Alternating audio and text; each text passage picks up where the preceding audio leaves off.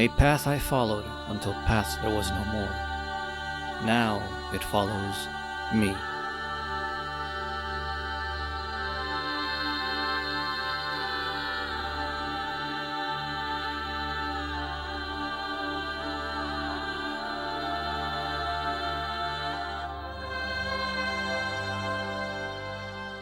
The notion that philosophy is just an abstract set of beliefs, a mere interpretive framework in relation to the real world, seems to be dominant these days, even if not explicitly expressed and endorsed.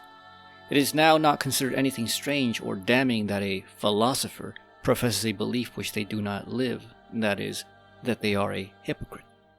We now think that the philosopher is not a sage, is not actually wise, and as such we do not look towards them for any sign of what it is to be an exemplary person of any kind. Nonetheless, the philosopher of all people cannot be a hypocrite. Socrates sacrificed everything for philosophy. Plato's academy was exclusive towards who it allowed entrance and welcomed into the divine life of philosophical discourse and pursuit. Giordano Bruno died for refusing to deny what he knew to be true. Spinoza, convinced by a conception of God alien to that of religious dogmatism, also sacrificed everything and dedicated himself to a life in accord with his deepest conviction in the knowledge of the truth. The concept of philosophy, which denies the unity of knowledge and the activities of practical life, cannot be honored with the name philosophy. For if a philosopher is a lover of wisdom, it must be admitted that none can be even said to be seeking to be wise if they do not take up the life of action implied in the faith of the truth. Philosophy is faith stamped and confirmed by reason. It is thereby conviction in truth, the truth. Wisdom is truth practiced, for none is wise that supposedly knows the truth and acts against it. It has come to be the case that in the West we have, as Hegel says, betrayed ourselves in professing a fear of error, which hides underneath it the fear of truth. We trust the objectivity of empirical science. At least, we claim we do, when it is convenient. But we have very little trust in ideas themselves. The fear of taking definitive, decisive positions on anything such that we can be right or wrong, and where others can fall into or out of such positions which, by their very nature, create boundaries of inclusion and exclusion, leaves everything up in the air as a subjective fancy which is as valid as any other. To believe in something exclusively is to totalize it, to absolutize it and make its opposition invalid and untrue. To hold such a measure against the world is to justify the sacrifice of all that falls outside or opposes the measure. When we believe ourselves to have this absolute, we do not fear totality, for we are totality. Unlike traditionalism, which attains its absolute by dogmatic doctrine, which does not worry much about its deeper justification as much as it worries about the all-pervading sociality of the doctrines, modern secular life finds itself worried about its inability to justify or explain absolute standpoints. These fears of laying claim to the truth are mere distorted shadows of the shapes illuminated by the light of truth, but they are not without form, they are only mistaken in the extent of their own truth. This mistake is based on the assumption that if truth is one, then it is a merely exclusive truth of all crushing form, a black iron cage of body and mind. This assumption, however, also has within it its inverse, the notion that if there are various truths concerning the same, then the truth, which is the acceptance of the plurality being the case, is not itself exclusive. This is nonsensical. It is a costly mistake to take the plurality as an equal plurality, for there are those members for whom their standpoints are proclaimed to be truth against other truths, and for whom the proof of truth is material combat rather than rational debate. Even this truth of plurality must be exclusive, for it must stand its ground actively against the positions which would oppose it as truth. That is, it must push back and destroy their actual standing as a reality. The plurality, because it is a plurality, has within it the real possibility of particulars that will claim absoluteness for themselves and for whom the presence of otherness is not to be accepted. Those who stand for plurality and co-living principles must here fight back and exclude the assaulting parts in order to attain and maintain the truth of the plurality as the principle. If truth is possible, it must be one and absolute, and so it is as exclusive as the sun that obliterates the shadows of falsehood. There are, however, true shadows and false shadows. If the sun is seen to illuminate, it is only because we see the shadows cast by illuminated bodies, For in absolute omnidirected light, nothing could appear to sight but the empty white of light, an emptiness as visible as absolute darkness. These shadows, which are necessary consequences of the sun's directional standing in relation to the illuminated bodies, are not falsehoods, but partial truths. The shadows obliterated by the sun are those that would stand against the light from the side of light, to be shadows not in their proper place behind the bodies, but in front of them, as if the shining of light were in truth a shining of darkness. The truth totalizes without obliterating difference, but by grasping it as a necessary difference.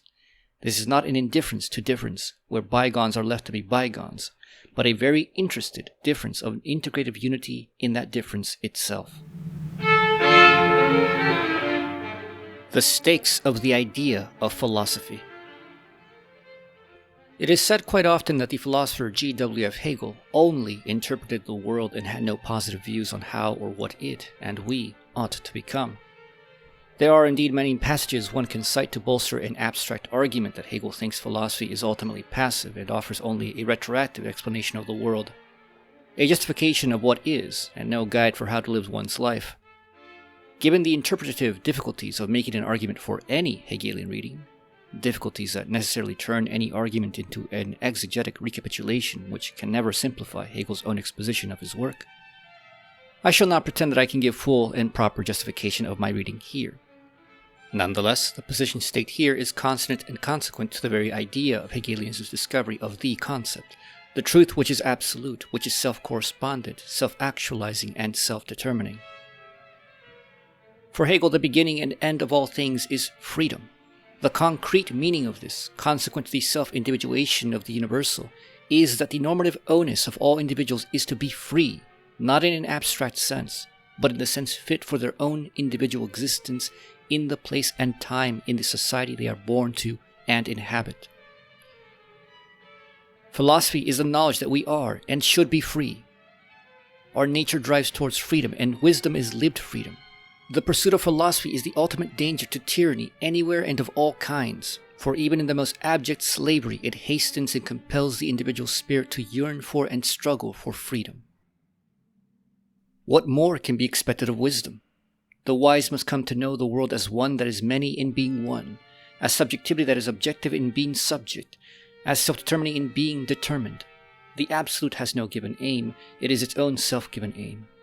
Its freedom produces itself freely as freedom eternally, but freedom is no indeterminate abstraction. The Absolute's purpose is freedom, but this is no more meaningful than when we say that our goal in life is to be happy. There is no independent thing called happiness. Happiness is always a specific happiness in relation to specific life conditions and activities. Absolute freedom is a determinate or specific reality. The freedom to run, to fly, to love, to dream, to have a place of our own, to labor passionately, and so on. What is this absolute freedom? How does it become what it is? It is absolutely free, and its every determination is not forced upon it, but comes to be validated by its own being as free. Only what is free subsists eternally, only it endures and lives without fear of subjection or imposition by another. Only the free do not dwell in the twilight of the sorrow of finitude, of the fear of ignorance. Freedom is all that is infinite and absolute, good and true, all that is valuable, all that is substantial, and all that is living. To grasp freedom itself, and ourselves as a living flame of the sun which it is to comprehend our place in the world and our actual capacities and desires. As philosophy bids us to stop resisting the movement of thought itself, wisdom bids us to find those determinations that flow internally unresisted, an absolute flow of life, desire, and will, which do not clash with themselves but are endless and infinite activity. Opposition and contradiction are nothing to freedom, for it thrives in and through them, and recognizes that it could not be free without them. If nature did not oppose us, if differences were not real, if people did not have to struggle through the pain to communicate and understand each other, there would be no freedom worth speaking of. The wise cannot condemn the fallen world, for it is in fact not fallen. Reason and a shared life compel us to come together, and it is the wise who recognize and emphasize unity without forcing the collapse of difference. The wise know that nothing ought to be that is not free, and that the unfree is a nothing which will not endure. The free, because they do not essentially oppose themselves to others, live ever onward as the idea that transcends the individual body and personality. Homer, Plato, Goethe, Marx, Freud, Martin Luther King Jr., and Malcolm X, and many others walk here and now with us. They are not dead names written in books. They are living thoughts, ideas, motivating millions to continue the struggle for freedom because they are freedom itself.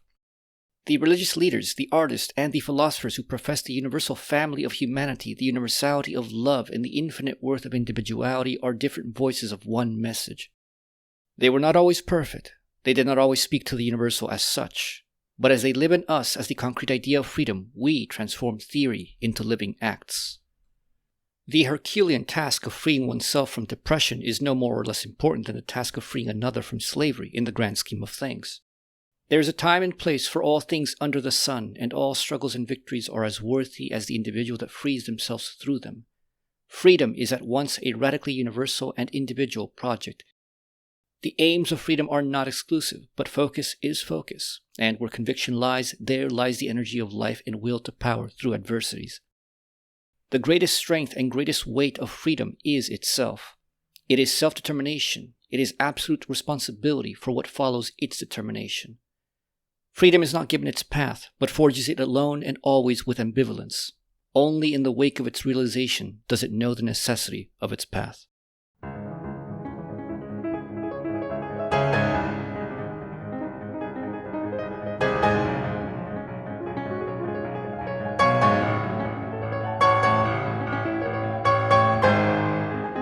The greatest service to the world we can all make as individuals is to discover the certainty and truth of what or who we are concretely, and then to struggle to actualize these truths not as external oughts, but as our free self-determination. Not everyone is the same, and not everyone desires the same to the same extent. For Hegel, it is not the case that everyone ought to become a philosopher. This is not because he realized someone has to plow the fields or bake the bread, but because not everyone actually is fit for the task or desires to do it, and none can be brought to the standpoint of philosophy that does not wish it. If one is an imaginative dreamer, one's freedom may be to create art and to awaken or inspire others regardless of one's own ignorance of the deep meanings of their own artwork. If one is a socialite, one's freedom may be in facilitating connections and mediating for others. If one has the patience and the enjoyment of teaching, then one's freedom is in being a teacher. Freedom cannot be abstracted from one's concrete existence, and perhaps one is one of the rare historical movers and shakers whose freedom is to agitate for the establishment of objective recognition and freedom in society, that is, to be a revolutionary. Perhaps the proper way to put it is as follows. Freedom is actualizing one's vocation, and one's vocation is the inner content, the determination, which stands against and resists the contingency of external constitution. It is through determination that we persist against the immediately given world which at first denies our freedom. It is by vocation that we give ourselves entirely to pursuits specifically suited to the realization of our individual powers and will, even when these are not the most conducted to material gain and immediate social prestige. Freedom is absolutely singular and rationally great passion. True free individuality always rises to universal meaning and significance. An individual struggle, when comprehended in its truth, always rises to universality. One need only look at modern struggles over gender identity and sexuality to see this dialectic. What could be more immediate and individual than such things? Yet they have not remained as mere questions pertinent to this or that individual or this or that group. They are now problems raised to the universality of social self-comprehension as a whole, and their consequences are real lived distinctions.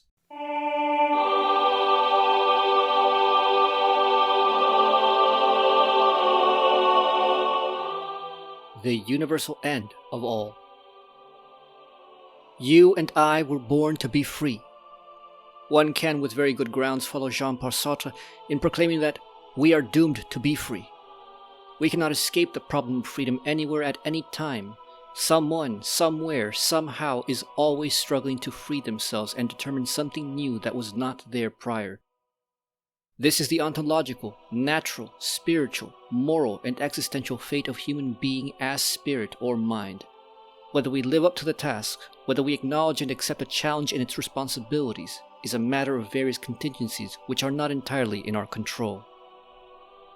Hegel speaks of the cunning of reason in history, the invisible hand, the world spirit which guides humanity along unconsciously. Individuals are born endowed with different temperaments, different tendencies of interest, different family and cultural contexts, and in this great variety of existence here and there are those that for various reasons have great passions which compel them to sacrifice much to accomplish things, and they are also gifted with great opportunities in the contingency of life. These individuals unwittingly drag the world along new lines of development which look good or bad at any one moment, but which in the consequence of history afterwards are revealed to have been an inescapable and necessary step toward the actualization of freedom for all. Hegel famously states in the Lectures on the Philosophy of History that nothing great in the world has been accomplished without passion. It is my contention here that this must be taken seriously to its highest extent. The greatest good anyone can do for the world in the service of freedom is to be free, and freedom is inextricable from our individual and contingent passions, specifically the passion of a vocation. Only in ascertaining one's vocation can one face the world in the recognitive struggle to the death. For a vocation we will discipline ourselves, for a vocation we will suffer, for a vocation we will die, and by a vocation we are shining exemplars of what a meaningful life is. The hopeless in the world, the confused and the lost look to those exemplars, for they see in them the mighty pulsing rhythm of life which they yearn for, and in their lives and ideas they see the faint traces of a path to follow to their own vocations.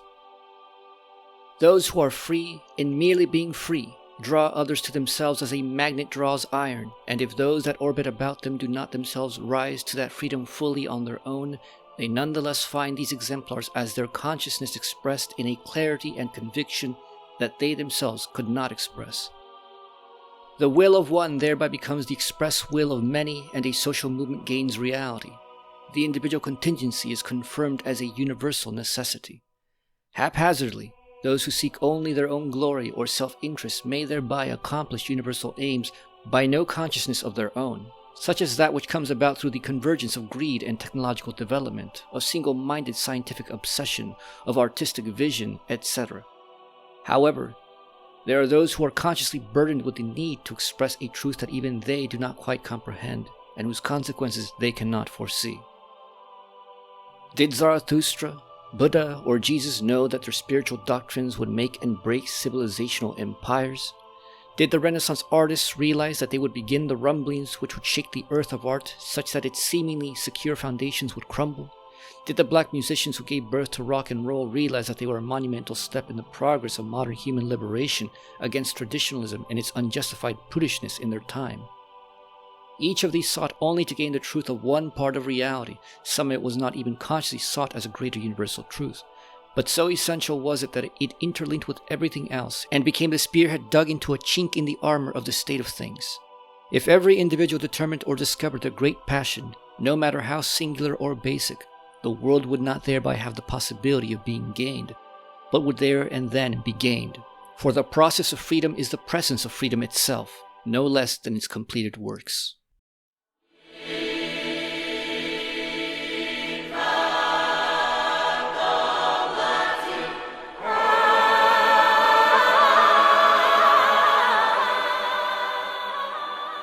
The Infinite One lords by letting all things be. Self-sought, all is done.